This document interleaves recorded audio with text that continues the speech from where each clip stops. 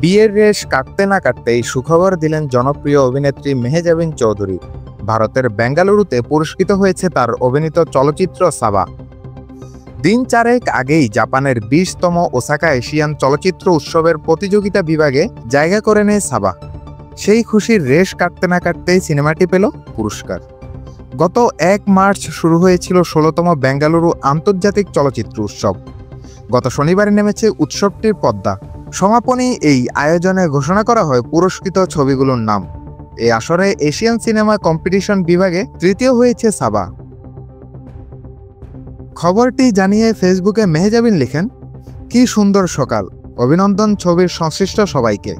উৎসবটিতে Asian cinema বিভাগে সেরার পুরস্কার জিতেছে ইরানের in the land of brothers. দ্বিতীয় হয়েছে ইসরায়েলের ছবি রিডিং ললিতা ইন তেহরান। এবারের আসরে আজীবন সম্মাননা দেওয়া হয়েছে অভিনেত্রী শাবানা আজমিকে। মেহজাবিন অভিনীত প্রথম ছবি সাবা। টেলিভিশনে দীর্ঘ 1.5 দশক অভিনয়ের পর এই ছবির মাধ্যমে সিনেমায় এসেছেন তিনি। অবশ্য দেশের প্রেক্ষাগৃহে এখনও ছবিটি মুক্তি পায়নি, বরং দ্বিতীয় ছবি প্রিয় মালতী দিয়ে তার অভিষেক হয়েছে। শাহরিয়ার তাওসিফ, দৈনিক সমাচার, ঢাকা।